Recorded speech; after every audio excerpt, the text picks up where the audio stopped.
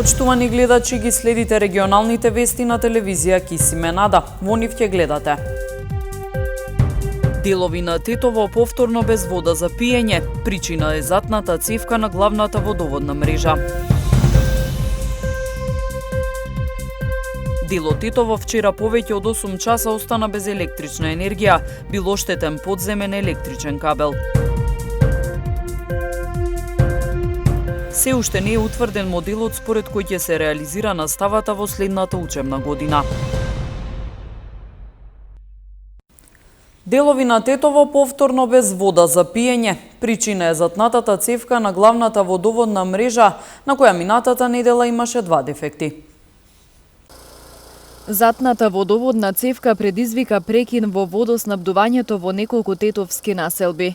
Проблем повторно е лоциран во главната водоводна мрежа на улицата Цветан Димов, каде минатата недела имаше 2 последователни дефекта.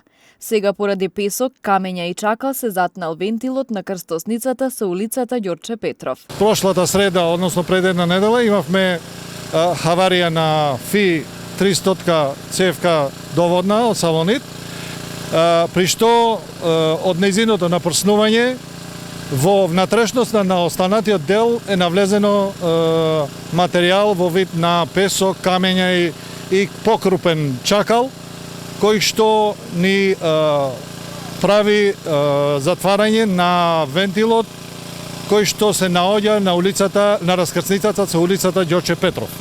При што остануваат делови од градот без вода, како последица од тоа затнување.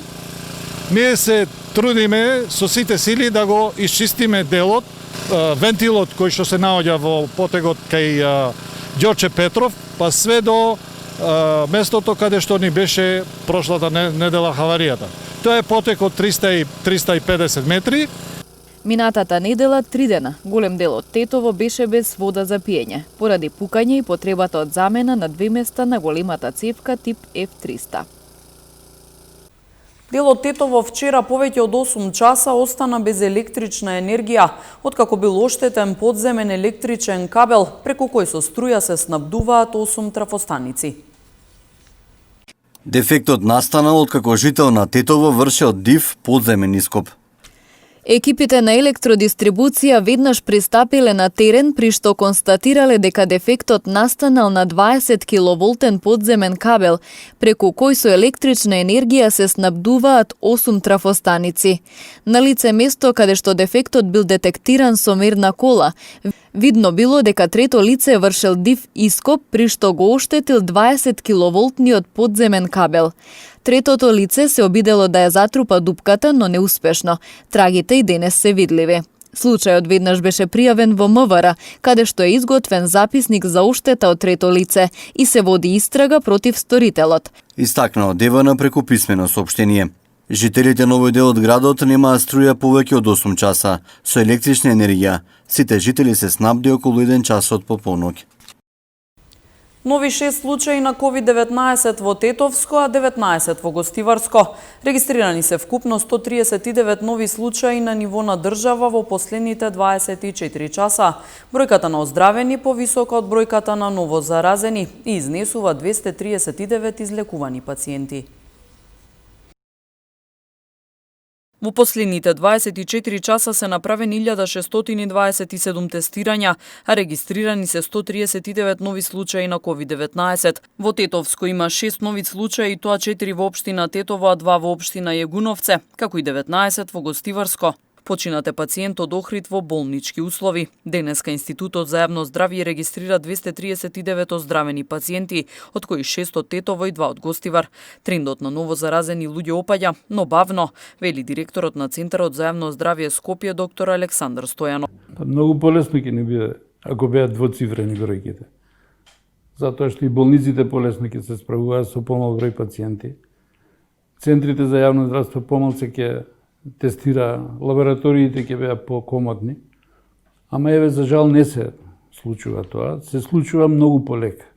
Јас пак сум оптимиста и мислам дека трендот е во намалување, не е во зголемување, али знаете, не е само дали ќе издржиме, и финансиски дали ќе издржи системот.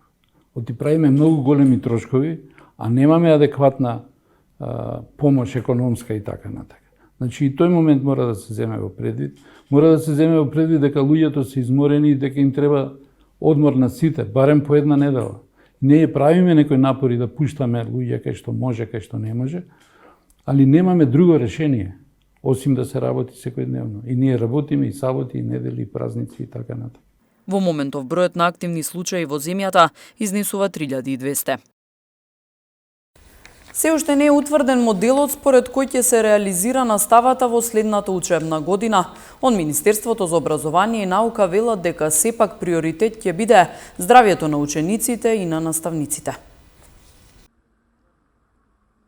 Министерството за образование и наука деновиве разгледуваше модели за реализирање на наставата за следната учебна година. Оттаму велат дека се земени предвид сите аргументи од секој предложен модел, како и предностите и ризиците од истите, но конечна одлука нема. Продолжуваат консултациите на меѓуресорско ниво и во ниво на владата. Вчера за ова прашање и за моделите сме дискутирале и во седница на владата и можам да кажам дека во последниот период на повеќе наврати на ова тема дискутираме се со цел да го најдеме најсоодветниот модел, земајќи ја предвид епидемиолошката состојба на ниво на држава и на ниво на општините. Министерот Адем истакна дека Министерството нуди 3 модели.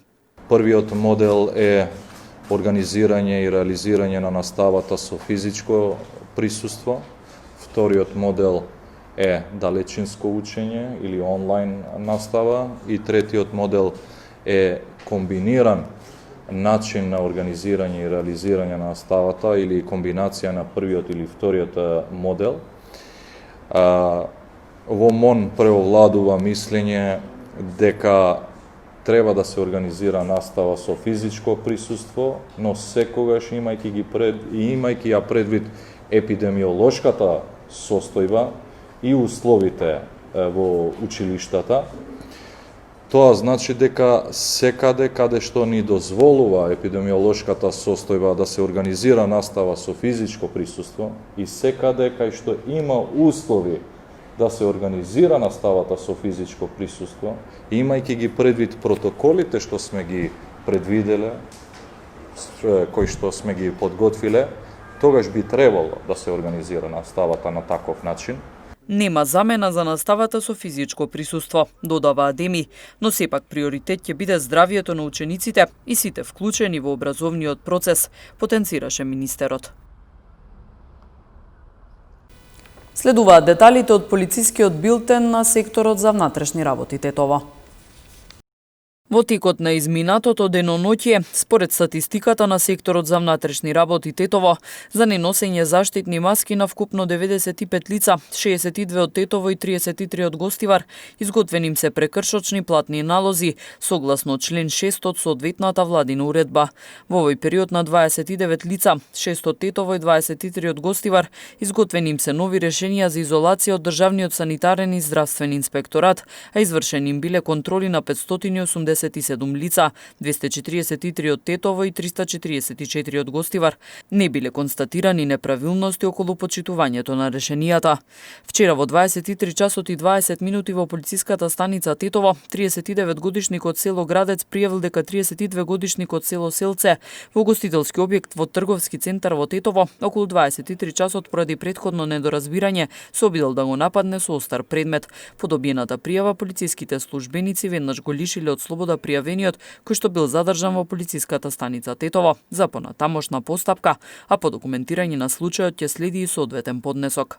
Вчера во 15 часот и 10 минути во полициското оделение Галате, 47 годишник од гостиварското село Врапчиште пријавил дека околу 13 часот и 30 минути на спореден пат со село Врапчиште бил физички нападнат од страна на друго лице од истото село поради нерасчистени должничко-доверителски односи. Се преземаат мерки и активности за целосно расчистување на случајот, при што ќе следи соодветен поднесок.